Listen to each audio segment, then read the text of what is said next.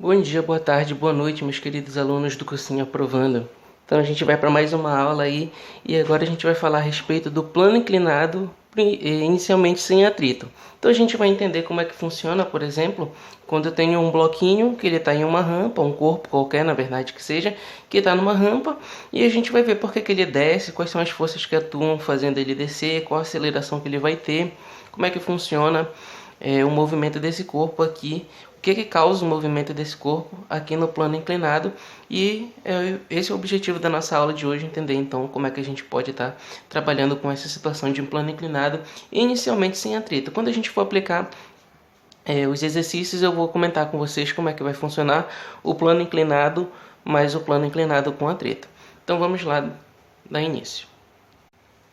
Bom, então inicialmente aqui o que a gente pode observar é que a gente tem uma rampa e aqui ela está próximo ao chão, né? Ela está no chão na verdade, e a gente tem essa rampa e eu coloco um bloquinho bem aqui que ele tem uma certa massa. E o que acontece? Se nós considerássemos que tem um atrito entre essa rampa e o bloquinho, pode ser que o bloquinho fique parado durante um instante. Mas como a gente está considerando que esse plano inclinado está sem atrito, significa que aonde eu colocar esse bloquinho bem aqui, a tendência dele é descer, escorregar e ir lá para baixo. Mas, por que ele escorrega? Como é que ele desce? Por que ele vai descer? Por que ele vai acelerar, ganhar uma velocidade até chegar aqui no chão de novo? Por que isso acontece, né? Então esse é o objetivo da nossa aula, descobrir por que isso acontece, quais são as forças que atuam nesse corpo, para que ele possa descer aí e ganhar uma certa aceleração. Qual é a força que atua nesse corpo? Beleza. Se a gente quer fazer isso, nós temos que considerar e analisar as forças que estão atuando nesse bloquinho bem aqui nessa rampa. Se vocês observarem, a rampa ela tem uma certa angulação, no caso a superfície onde o bloquinho se encontra, né, tem um certo ângulo com a nossa horizontal bem aqui, né, um ângulo θ que eu chamo. Beleza. Analisando o bloquinho, quais são as forças que atuam no bloquinho? Se esse bloquinho tem massa e ele está próximo à superfície da Terra, está próximo à superfície de um planeta, ou próximo a outros objetos, significa que atua nele a força que a gente conhece como força-peso, né? A força-peso sempre vai atuar nos problemas, a menos que ele te diga que esse bloquinho está no espaço e que no espaço ele não está próximo de nenhum planeta, nenhum átomo, nada, tá só esse bloquinho. É a única situação em que não vai existir a força-peso, né? Mas fora isso, o peso sempre atua em todas as situações. E a gente sabe que a força-peso, ela atua o quê? Na massa dele, né? Ela surge devido ao bloquinho ter massa e está sujeito à aceleração da gravidade. E a força-peso acelera o corpo para onde? Para o centro da Terra. Então a força-peso tem essa direção bem aqui. Aonde? Para o centro da rampa? Não, para o centro da Terra, né? Se a Terra está nessa direção bem aqui horizontal, ó, então o peso do bloquinho aponta para onde? Aponta para Terra, né? Aponta sempre para a Terra, tá? E a força normal, o que acontece? Ah, bom, já que a força-peso está atuando para baixo, então a força normal vai atuar aqui para cima. Não, né, gente? Nós comentamos que a força normal é aquela força que surge devido à compressão de superfícies, né? Devido ao contato de superfícies. Ela é uma força de contato que surge entre o contato de duas superfícies, né? Por exemplo, a palma da minha mão e essa mesa que eu tô apertando bem aqui, né? No caso, esse bloquinho e essa rampa. E a força normal, ela tem 90 graus, né? Ela é inclinada em relação à superfície em que esse corpo está tocando. Então, como a gente tem um bloquinho que ele está tocando bem aqui nessa rampa, a força normal ela vai surgir fazendo um ângulo de 90 graus com essa rampa bem aqui, né? Então, se você analisar a força normal e essa rampa bem aqui, a gente vai observar, ó, que elas têm um ângulo de 90 graus. A força normal sempre atua com um ângulo de 90 graus entre o corpo que está comprimindo a superfície, né? O bloquinho comprime a superfície comprime ele, fazendo essa força que a gente chama de força normal, para poder aguentar ele aí, segurar para ele não entrar aqui para nossa rampa, para o fundo da nossa rampa, né? Beleza.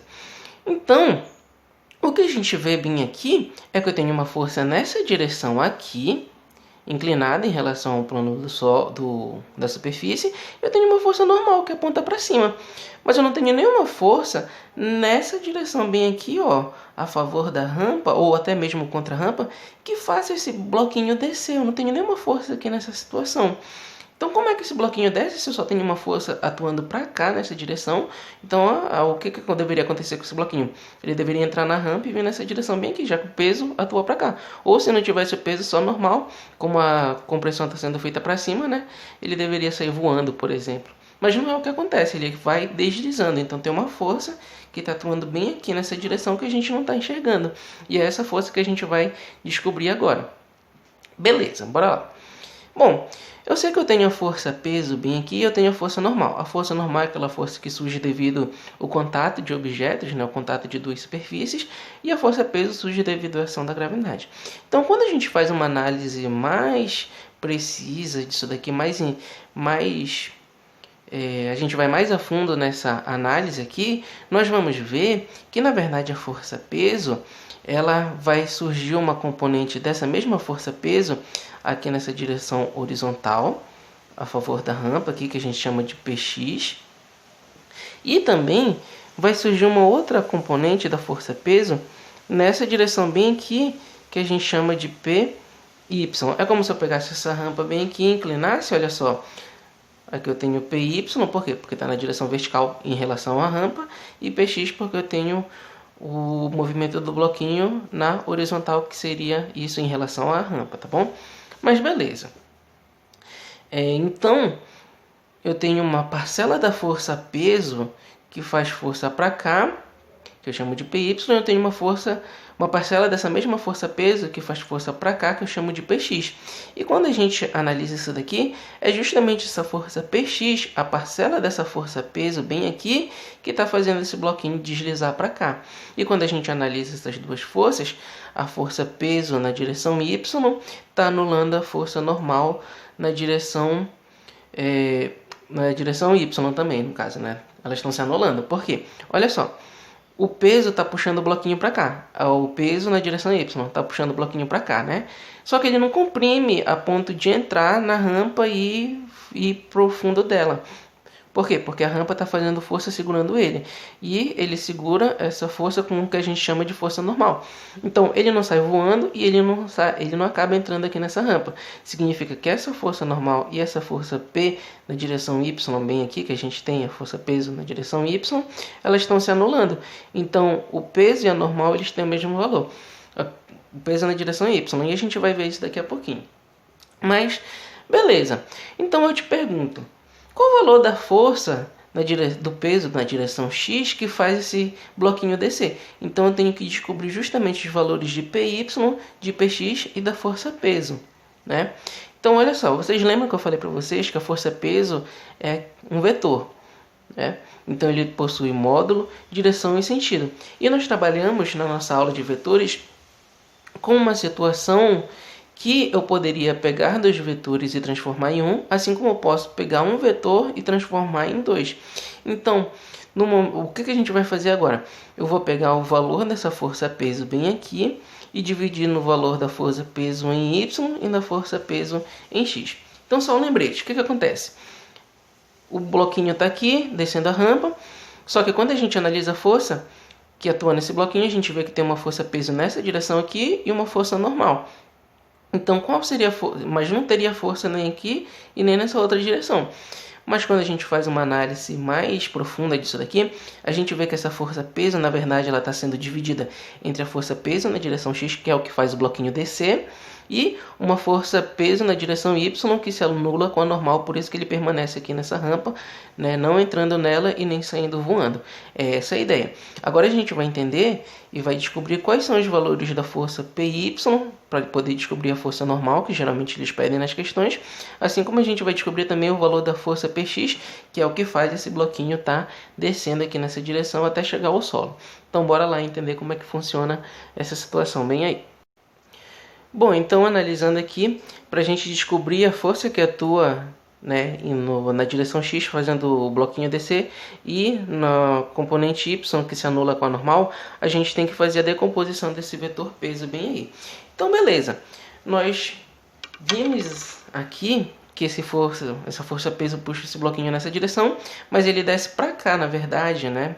Então, como é que eu faço para descobrir o valor desse cara bem aqui? Então, pegando esses três vetores bem aqui, o que eu vou fazer?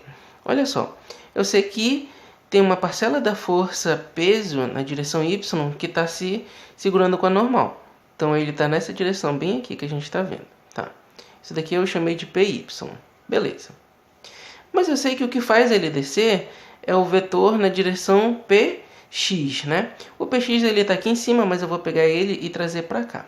Então olha só, eu só vou andar com ele daqui de cima para cá para baixo para juntar com os dois vetores. Mas eu vou colocar ele na mesma direção e no mesmo sentido. Então eu tenho aqui o vetor que eu chamo de PX, que é o que faz ele descer essa rampa, né? E por último eu tenho a própria força-peso do bloquinho que aponta na direção da Terra, né? Em direção ao centro da Terra. Beleza. Como nós estamos vendo bem aqui, nós formamos um certo triângulo, né? Eu não fiz nada diferente, só peguei esses três vetores, trouxe para cá e puxei esse vetor que estava aqui em cima para cá para baixo. Assim eu posso formar um triângulo, como vocês estão vendo. Com um pouquinho de trigonometria, a gente vai ver que o ângulo entre o vetor PY e que a força-peso atuando na direção y aqui da rampa e a nossa força-peso, o peso do próprio bloquinho aqui, que depende da massa e da gravidade, a gente vai ver que esse ângulo interno bem aqui entre eles dois tem relação com esse ângulo bem aqui entre a horizontal, né, entre o chão e a rampa que a gente tem bem aqui. Beleza. Com isso, e analisando, fazendo a decomposição desse vetor bem aqui, o que a gente vai fazer? A gente viu lá na nossa aula de vetores que, por exemplo, eu tenho um vetor que aponta nessa direção bem aqui e eu tenho um vetor que aponta nessa direção bem aqui. Aí eu quero transformar esses dois vetores em um vetor. Então, somando esse vetor mais esse vetor, surge um novo vetor bem aqui nesse meio termo, né? Eu posso fazer isso, assim como eu posso pegar um vetor sozinho, bem aqui, como vocês podem ver, esse vetor, e eu posso decompor ele em dois. Eu posso dizer que esse vetor é formado por esse vetor. Esse vetor aqui inclinado é formado por um vetor na direção x e um vetor na direção y, bem aqui, né? Somando os dois, a gente tem esse cara. E nesse caso, bem aqui eu disse o quê? Que pegando esse mais esse, eu tenho esse outro vetor, tá? A ideia é essa. Lembrando lá da nossa aula de vetores. Beleza. Então, pegando essa situação bem aqui, esse triângulo que a gente tem, eu quero pegar esse vetor peso, que foi o que a gente viu inicialmente, né, o peso desse bloquinho, e eu quero descobrir a parcela que ele tem na direção y e a parcela que ele tem na direção x. Como a gente tem um triângulo bem aqui, a gente pode usar a função seno e a função cosseno para descobrir isso. Olha só, eu sei que o seno de θ, né, o seno de um ângulo θ qualquer, é igual a quem? Ao cateto oposto pela hipotenusa. Então, analisando esse triângulo bem aqui, quem é o cateto que é oposto ao ângulo? O cateto oposto ao ângulo é aquele cateto, né, aquela parte do triângulo que está de frente com o ângulo que a gente está analisando. A gente analisa esse ângulo bem aqui, o cateto que está à frente dele, né, oposto a ele, é o cateto PX. Então, olha só. O seno de θ desse triângulo bem aí é igual a quem? Cateto oposto, a gente acabou de ver que é o PX.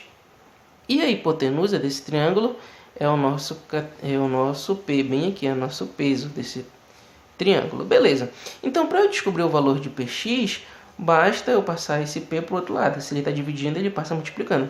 Então, PX, na verdade, é igual a força peso desse bloquinho aqui, dessa massa, vezes o seno do ângulo θ, ou seja, para eu descobrir a força que faz esse bloquinho descer aqui nessa direção x, esse px que a gente está procurando, eu sei que depende da força-peso que atua nesse bloquinho, que ele vai te dar na questão, e do ângulo entre a rampa, né, que a gente tem bem aqui, e o chão. Essa é a ideia.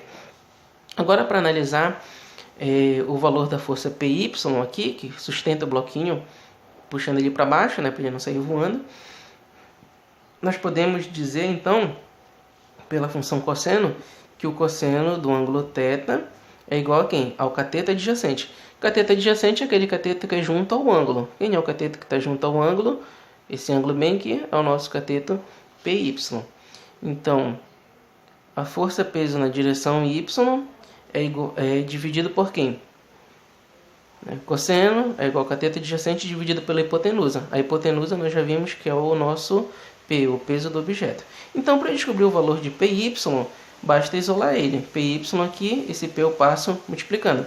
Então, PY é igual a quem? A força peso, que estava dividindo, passou multiplicando, vezes o cosseno do ângulo θ, tá bom? Então aqui o que a gente fez? Pegou esse vetor, decompôs ele em dois vetores, né? O valor do Px e do Py nós podemos achar como? O que faz o bloquinho descer é o vetor peso na direção x, a parcela desse peso total na direção x. Como é que eu acho o Px? Depende do peso desse bloquinho total, vezes o seno do ângulo que ele vai ter entre essa rampa e a horizontal. Como é que eu acho o valor do Py? Py depende da própria força peso bem aqui, multiplicado pelo cosseno do ângulo, né, entre essa rampa bem aqui e a nossa horizontal. No primeiro momento pode parecer complicado, porque essa parte matemática mesmo a gente tem que entender por que isso acontece, mas quando a gente aplicar em exercícios vocês vão ver que é bastante tranquilo, nada complicado, tá bom? Outra coisa bastante importante que a gente tem que ver bem aqui é que, olha só, como eu falei para vocês, essa força normal aqui é a força de compressão que a rampa está fazendo no bloquinho, segurando ele para cima para que ele não entre nela, né? E a força Py é a força que o bloquinho está fazendo na rampa para tentar entrar nela. Então, o que acontece nessa situação? Ele não entra, mas ele também não sai voando. Então, nem essa força e nem essa daqui estão ganhando. Elas estão se igualando. Então, o valor da força Py é igual à força normal, tá? Então, eu posso determinar que o Py é igual à força normal, bem aqui, tá bom? O meu peso, a parcela da força peso na direção y é igual a normal. Como é que eu acho a normal? Como é que eu acho Py? Através do que a gente acabou de descobrir, da força peso vezes o cosseno de θ. Inclusive, a gente vai fazer algumas questões que eles pedem nessa daí, e é bastante importante a gente saber. Outra coisa bastante importante que a gente precisa saber é a aceleração com que esse bloquinho vai descer. Bem aqui, poxa, se eu coloco ele num certo plano inclinado, bem aqui, ele vai, e esse plano inclinado ele não tem atrito, significa que ele não vai ter muita resistência aqui no nosso movimento. Então ele vai descer ganhando uma certa aceleração, e aí muitas questões eles perguntam qual é a aceleração que esse bloquinho tem. Para a gente descobrir a aceleração que esse bloquinho vai adquirir, a gente primeiro tem que analisar as forças que atuam nesse bloquinho. A gente já viu que inicialmente a força peso nessa direção bem aqui e a força normal que atua nesse bloquinho. Beleza. Só que o que acontece? O bloquinho, na verdade, ele só anda nessa direção bem aqui, né? Ele vem aqui de cima, descendo para cá, para baixo. Beleza. Então, o que a gente fez? A gente analisou mais profundamente e viu que, na verdade, essa força-peso que atua nessa direção aqui, ela pode ser dividida na força-peso que atua para cá, fazendo o bloquinho descer, e na força-peso nessa direção bem aqui, y, que se anula com a normal, por isso que o bloquinho não sai voando, por isso que o bloquinho não entra na rampa, né? Não perfura a rampa. Então, analisando as forças que atuam bem aqui, a gente vê que essa força Py e essa força normal, elas estão se anulando, elas se anulam. Então elas acabam não atuando, porque se eu tenho uma força resultante aqui no sentido, eu tenho outra no outro sentido oposto e na mesma direção, uma menos a outra, se elas têm o mesmo valor, vai dar zero. Então elas atuam, mas se anulam. Sobra somente uma força que faz o bloquinho descer, que é a força a força Px, né? A força peso na direção x bem aqui. Então a força resultante desse sistema todo, apesar de todas essas forças que atuam, na verdade a força peso na direção x é a única que atua nessa situação do plano inclinado sem atrito. Beleza. Então, a força resultante pela segunda lei de Newton que nós já vimos, eu sei que é igual a massa vezes aceleração. E eu sei que a única força que atua nesse sistema bem aqui, que é justamente a força resultante, é a força peso na direção x, né? A força peso na direção x. E eu sei que o peso na direção x é igual a quem? É igual a força peso desse bloquinho vezes o seno de θ. Beleza, é o peso vezes o seno de θ. Beleza. Então, bora substituir essa força resultante que a gente tem bem aqui na segunda fórmula, na segunda lei de Newton, desculpa. Na fórmula da segunda lei de Newton. Então, qual é a força resultante que atua bem aqui? A força Px. Qual é a força Px? Como é que eu acho ela? Através do peso vezes o seno de θ. Então, o peso vezes o seno de θ, que é a força que está atuando nesse sistema bem aqui, a única força que sobrou que atua, é a força resultante, é igual a massa vezes a aceleração. Pela segunda lei de Newton, toda vez que eu faço uma força em um certo corpo que tem uma certa massa, eu causo uma aceleração, né? Beleza. Então, o peso vezes o seno de θ é igual a massa vezes a aceleração. Mas, cara, quem é a minha força-peso? Eu sei que a força-peso é uma coisa que depende da massa de um objeto e da gravidade do local. Então, onde tem a força-peso, eu vou substituir pela massa e pela gravidade. Então, essa força-peso bem aqui nada mais é do que a massa vezes a gravidade, que multiplica o seno do ângulo aqui entre a rampa, né, e a nossa horizontal. Beleza. Isso tudo é igual a massa vezes a aceleração. Olha só que coincidência, eu tenho a massa aqui de um lado e eu tenho a massa aqui do outro. Então, bora cortar ela, a gente pachaca ela, né, como a gente fala. Então, sobra a aceleração aqui desse lado, eu só vou inverter, né? Então, a aceleração é igual a quem? É a gravidade vezes o seno do ângulo θ. Então, com isso aqui, o que a gente constata? Com isso aqui a gente pode prever e determinar que a aceleração com que um bloquinho vai descer essa rampa, com que um corpo desce uma rampa, não depende da massa dele. Muitas vezes a gente pensa o quê? Que para um corpo descer uma rampa, aquele corpo mais pesado, aquele corpo maior, né, vai descer com mais facilidade. Se a gente tivesse uma situação de plano inclinado, a gente vai ver, e a gente acabou de constatar bem aqui, que a aceleração com que um corpo desce essa rampa, né, que ele desce um tobogã, por exemplo, não depende da massa dele. Na verdade, depende da gravidade do local e do seno de θ, ou seja, depende do ângulo com essa rampa, que essa rampa tem bem aqui. Então, se eu pegar uma situação em que, por exemplo, eu tenho uma rampa bem aqui, é a mesma rampa, mas eu vou fazer duas situações, tá? Então, eu tenho uma rampa que ela tem um ângulo de 30 graus, bem aqui. Então, numa primeira situação, eu coloco um corpo de 1 kg. Isso, uma rampa que não tem atrito, tá? Um corpo de 1 kg, bem aqui. Ele vai descer com uma certa aceleração. E nessa mesma rampa, depois, eu coloco um corpo de 1000 kg, tá? De 1000 kg, bem aqui. Quando eu for analisar tanto a descida, a aceleração que esse corpo vai ter e a aceleração que esse outro corpo vai ter, desprezando atrito, né? A gente vai ver, na verdade, que a aceleração deles vai ser a mesma. Por quê? Porque só depende do ângulo entre as rampas. Então, se eu colocasse, por exemplo, esse daqui numa rampa com 45 graus e esse daqui numa rampa com 20 graus, né? A aceleração mudaria. E a gente pode prever, a gente acabou de constatar então que a aceleração descendo uma rampa sem atrito não depende da massa, mas depende do que? Somente da gravidade e do seno de θ, né? É essa a ideia bem aí. Nada. Bom, galera, agora a gente vai falar a respeito da força de atrito, como é que ela surge, de onde ela veio, para onde ela vai, como é que ela funciona. Então, bora lá. Bom, para a gente determinar a força de atrito, a gente primeiro precisa entender o que é atrito. O atrito, né, a força de atrito também, o que ele é? Ele, na verdade, é a tendência, a resistência do movimento a um movimento de um corpo quando ele está passando por cima de uma superfície, por exemplo. Então, imagina aqui que a gente tenha um bloco, né, e vem uma pessoa e queira empurrar esse bloco bem aqui. Aí tu sabe que para te empurrar esse bloco, dependendo de quanto pesado ele é, se ele for muito pesado, por exemplo, tu tenta empurrar, tenta, e é muito difícil, né? Às vezes tu não consegue nem tirar ele do lugar. E quando tu tira, por mais que tu tire, tu vê que tu diminui um pouquinho a força que tu fez para tentar tirar ele primeiro do estado dele de equilíbrio paradinho lá.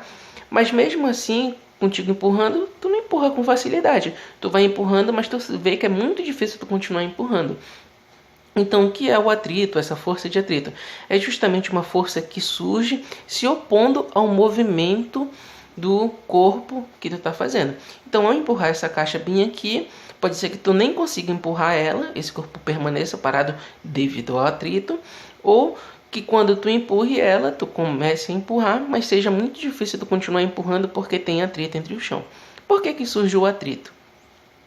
Se a gente pegar essa superfície tanto da caixa aqui, desse bloquinho, quanto do chão em que ele está colocado, que ele vai ser empurrado, Se a gente dá um zoom bem grande lá nas superfícies deles, por mais liso que possa ser o chão, por mais liso que possa ser esse bloquinho, quando a gente dá um zoom bem microscópico mesmo, assim, onde a gente não consegue enxergar olho nu, a gente vai ver que na verdade a superfície desses materiais, no geral de todos os materiais, são irregulares.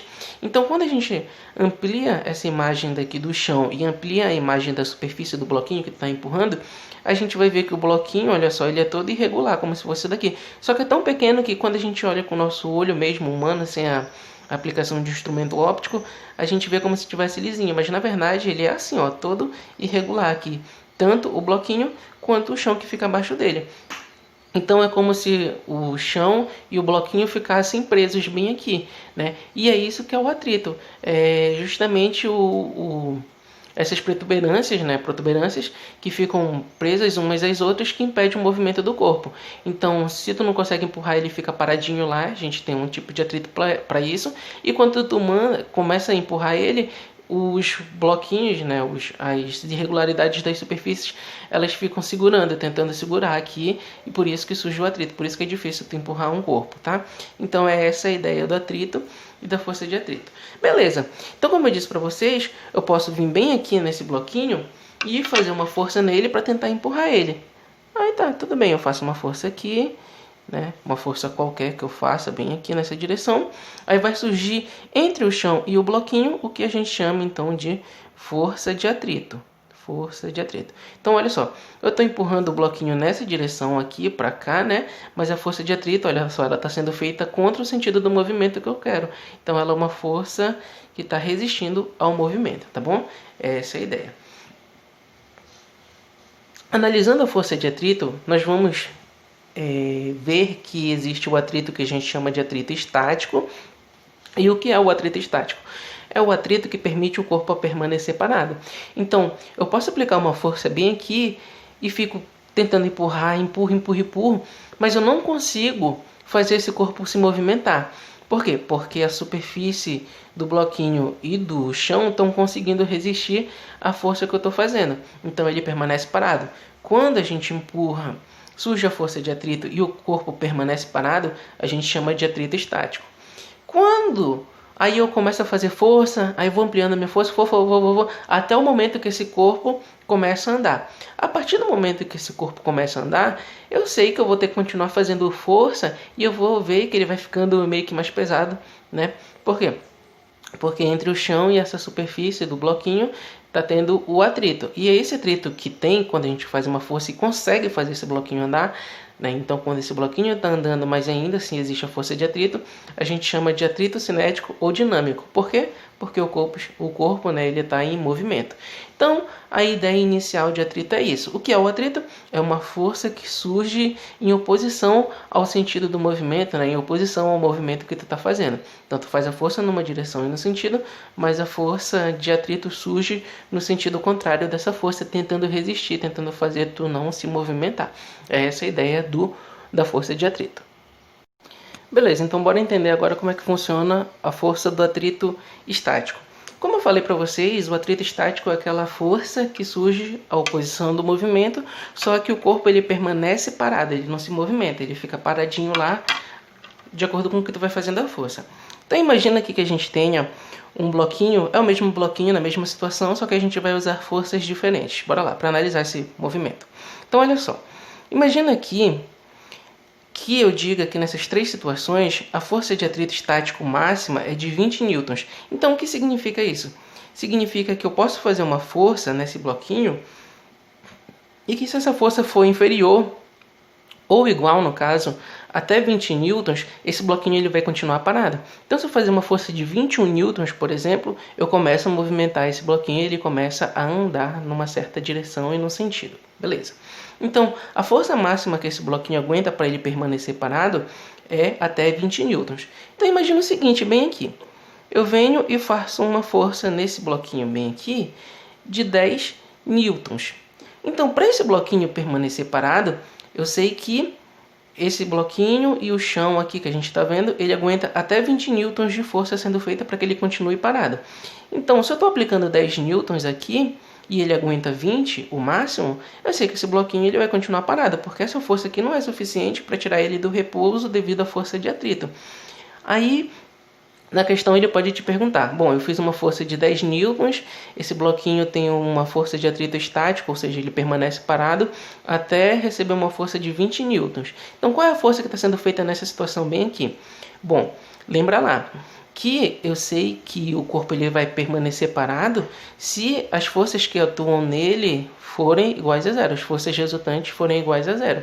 Então se eu aplico 10 newtons bem aqui, esse bloquinho e o chão, a força de atrito que surge entre eles, não precisa ser de 20 newtons para que ele fique parado. Até porque se ele for aplicar a própria força total, né, de 20 newtons, a gente vai ver que quem vai estar ganhando é a força de atrito. Então ele teria que se movimentar para lá. Mas não, eu quero que esse corpo permaneça parado. Então a força de atrito que vai surgir aqui entre o chão e o bloquinho, na verdade, é dos próprios 10 newtons. Por quê? Porque eu só estou aplicando 10 para cá. Para que ele permaneça parado, basta eu aplicar 10. Porque 10 menos 10 é 0, né? Beleza. Então, agora a gente tem a segunda situação. Aí eu pego... Ah, tá, beleza. Então ele aguenta até 20. Então eu vou aplicar 20 newtons bem aqui. De força para lá para tentar movimentar esse bloquinho. Só que ele aguenta até 20 newtons. Então significa que esse bloquinho aqui, ele vai continuar parado. Por quê? Porque a gente vai analisar aqui e vai ver, olha só, que a força de atrito que vai surgir em oposição a esse movimento bem aqui também vai ser de 20 newtons. Então ele continua parado bem aqui, tanto nessa situação quanto nessa. E o que é mais interessante da gente notar é que, olha só, a força de atrito que surgiu, contrária à força que eu estava fazendo para tentar movimentar esse bloquinho, aumentou, ela variou na verdade. Então o que acontece? A força de atrito estático ela é variável, ela começa de um certo valor, mas ela tem um limite para aguentar. Nesse caso aqui, o atrito estático é até 20 newtons. Eu tento movimentar esse corpo aqui fazendo uma força de 10 newtons. Só que esse corpo e a superfície tem uma força de atrito, de atrito estático, né, que vai permanecer o corpo parado. Ele aguenta até 20 newtons. Então, se eu estou aplicando a 10 bem aqui, ele não vai se movimentar porque ele aguenta até 20 newtons. Mas ele vai fazer 20 newtons de força para segurar esse 10 newtons? Não. Se ele quer permanecer em parada, ele precisa apenas fazer uma força suficiente para anular essa outra bem aqui. Então, ele aplica 10 newtons. Nessa segunda situação, eu aumentei a força, mas ainda é até o limite, ainda é o próprio limite. Então ele vai aplicar 20 newtons e ele vai continuar parado.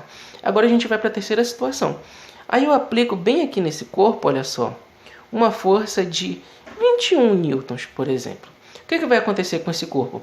Ele vai ter a força de atrito estático, só que essa força de atrito estático que tem entre o chão e o bloquinho só aguenta 20 newtons. O que vai acontecer? Eu tenho 20 para cá e 21 para cá, quem é que vai ganhar? O 21? Aí eu começo a movimentar o meu corpo. Então se fosse 20,01 newtons, por exemplo, ele já estava se movimentando.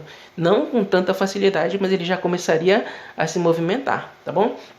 Nessa situação aqui a gente chama de iminência de movimento. Por quê? Porque a partir daqui, qualquer força a mais que eu faço, esse cara começa a se movimentar. Então essa é a ideia da força de atrito estático. E ele pode te perguntar em algumas questões, poxa, mas eu tenho uma situação assim, desse jeito, que tem um bloquinho e uma superfície. O bloquinho tem uma massa de tantos quilos, por exemplo, qualquer lá que seja, ele vai te falar, né? E aí ele diz o seguinte, qual é a força de atrito estático máxima que esse corpo vai conseguir aguentar? Então tu tem que descobrir até que valor de força ele aguenta ser feita nele para que ele continue parado, né, sem movimentação. Aí eu posso achar esse valor através da seguinte fórmula, que a força de atrito estático, aquela que faz ele permanecer parado, depende do coeficiente de atrito estático, que é representado pela letra μ, é como se fosse um com uma perninha bem grande, aquele torrent que vocês já viram, que vocês baixam os filmes e séries de vocês, tá bom? É aquela letra lá, letra μ, que é o coeficiente de atrito estático. E o que é o coeficiente de atrito estático? Ele é uma coisa que depende da superfície em que esses corpos, esses bloquinhos que a gente vai analisar o nosso movimento, está sendo exposto, né? E ele depende justamente do quê? Da superfície do material que é feito o bloquinho, com que é feito o corpo, e da superfície onde ele está sendo arrastado. Então depende muito de situação para situação, mas geralmente nas questões eles te dão os valores lá, tá bom? Beleza. E depende da força normal. Como é que eu acho a força normal? Nessa situação bem aqui, eu sei que a força peso atua para cá eu sei que a força normal atua para cá, a força peso e a força normal. Nesse caso, o bloquinho não sai voando e o bloquinho não entra na terra, então eu sei que a força normal está sendo anulada pela força peso. E eu sei também que se eles estão se anulando é porque eles têm o mesmo valor. Então, nesse caso aqui, eu posso achar normal pela força peso. Mas se fosse numa situação inclinada, como a gente acabou de ver anteriormente, né? Quando a gente vê no plano inclinado, aliás, eu sei que a força normal ela é feita aqui nessa direção, mas o peso é nessa. Mas eu sei que o peso tem uma parcela no componente x e uma parcela no componente y bem aqui.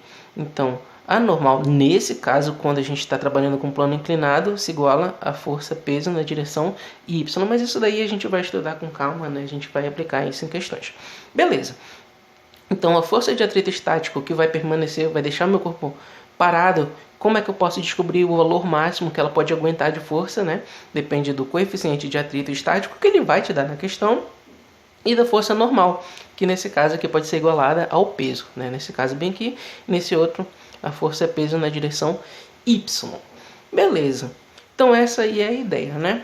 Agora a gente vai entender um pouquinho a respeito da força de atrito cinético, que é quando o corpo começa a se movimentar, como a gente viu bem aqui, né? E ele tem uma força de atrito também atuando, só que um pouquinho menor do que essa aqui que segura o corpo, e a gente vai entender como é que funciona isso. Bom, então bora lá entender como é que funciona a força de atrito cinético. Beleza, então a gente viu aí que esse bloquinho ele está parado, a gente vai aplicando uma força e ele vai resistindo à força que a gente vai fazendo. Até o momento que ele para de resistir, aí ele começa a se movimentar. E é isso que a gente vai estar estudando. Por ele começar a se movimentar, não significa que o atrito diminuiu sim, na verdade, né? Mas não significa que ele deixou de existir, ele continua existindo, tá? Então, bora ver como é que ele age quando a gente está em movimento. Então, aqui eu tenho uma força que eu estou aplicando, né? Uma força qualquer que seja, e apesar desse bloquinho ele estar se movimentando, mas eu tenho uma certa resistência a esse movimento, então eu faço força, né, para tentar vencer esse movimento e eu vou vencendo até um certo momento. Então, essa força que surge e o bloquinho está se movimentando e que o bloquinho está se movimentando, mas eu tenho uma força resistindo. A essa força eu chamo de força de atrito cinético. Por quê? Porque o corpo está em movimento. Então eu aplico uma força para cá, mas o atrito segura ela para lá. Beleza, é essa a ideia. Aí, geralmente, nas questões, eles perguntam qual o valor da força de atrito cinético. Nós vamos ver que a força de atrito cinético, a fórmula para achar o valor dela, ele é bem semelhante à nossa força de atrito estático, como a gente viu. Para eu achar a força de atrito cinético, a força de atrito que existe quando o corpo está em movimento, ele depende do coeficiente de atrito cinético, né? E o que é o coeficiente de atrito cinético? Depende das superfícies, né? Tanto do objeto que está sendo empurrado, quanto do chão, né? O local onde ele está sendo empurrado também. Isso daí ele vai dar na questão, é tabelado. A gente não precisa decorar, mas a gente vai saber. O material, por exemplo, madeira tem um valor, metal tem outro, vidro tem outro quando a gente está empurrando, por exemplo, né? Em cima de uma superfície de vidro. Enfim, a gente vai ver nas questões. E depende da força normal também. Então as fórmulas elas são bastante semelhantes, só que aqui a gente trabalha com uma força que é feita quando o corpo permanece parado e aqui é uma força que surge quando o corpo está em movimento. A diferença entre uma e outra é que a força de atrito cinético ele permanece o mesmo valor durante todo o movimento. Então o corpo começa a se movimentar, a força de atrito cinético, se ela for, por exemplo, de 5 newtons, vai permanecer de 5 newtons durante todo o movimento. Eu aumentando a força, eu diminuindo a força e ele continuando se movimentando. Já a força de atrito estático, nesse caso aqui, como a gente viu, ela aguentava até 20 newtons. Só que não era um valor fixo, era variável. Por quê? Eu apliquei 10, ela respondeu com 10. Eu apliquei 15, ela respondeu com 15. Eu apliquei 20, ela respondeu com 20. Até que eu fiz 21, aí ela parou de responder, né? Ela não segurou mais o objeto e ele entrou em movimento. Então, geralmente, a gente vai ver nas questões que o coeficiente de atrito estático ele é um pouquinho maior do que o coeficiente de atrito cinético nas questões, né, no geral. Por quê? Porque é muito mais difícil tu tirar um corpo do movimento do que tu permanecer com ele em movimento. Então, a partir do momento que eu faço força, que eu tiro ele do movimento, aí ele entra em movimento, o atrito, a força de atrito, ela diminui um pouquinho o valor dela, tá bom? Então essa daí que é a ideia, e a gente vai aplicar também exercícios e tudo mais e entender um pouquinho mais. Beleza, então olha só, graficamente a gente tem o seguinte: eu tenho a força de atrito estático e eu tenho a força de atrito cinético. Como eu falei para vocês, a força de atrito estático ela tem um limite. Então, se fosse 20 newtons, eu posso fazer força de 1, ele vai permanecer parado. Eu faço força de 10, ele permanece parado. Eu faço força de 15, continua parada. Eu fiz força de 20,01, ele começa a se movimentar, né? Então, a força de atrito estático ela tem um limite e ela vai crescendo de acordo com que eu vou ampliando a minha força. Então, se eu pegar um gráfico da força de atrito pela força aplicada, eu vou ver que a força de atrito estático ela vai ter uma inclinação assim desse jeito. E se eu pegar a força de atrito cinético, como eu disse para vocês, ele permanece constante durante todo o movimento, né, o atrito cinético. Aí eu vou ter uma linha reta bem aqui. Pelo atrito estático, ele tem um valor um pouquinho maior do que o atrito cinético. Eu vou ver que ele vai chegar até um ponto mais alto, mas depois ele diminui e começa uma linha reta. Então esse aqui que é o gráfico da força de atrito, tanto o atrito estático quanto o atrito cinético juntos. Aí é essa análise que a gente vai fazer, mas quando a gente aplicar isso em exercícios, vai ser bastante tranquilo da gente entender essa situação bem aí. Então, meus queridos alunos, na aula de hoje é só isso que a gente vai ver, né? Nós vimos como é que funciona o plano inclinado, como é que funciona a força de atrito. A gente vai aplicar alguns exercícios, relacionar primeiro só com a força com plano inclinado, depois com a força de atrito e os dois juntos para a gente ver como é que funciona mais ou menos essa ideia. Não é nada complicado, a gente só precisa prestar atenção, claro, sempre para as forças que atuam, como é que elas atuam no corpo e tudo mais, mas não é nada complicado, a gente vai ver. Então por hoje é só, fiquem com Deus e até a próxima aula.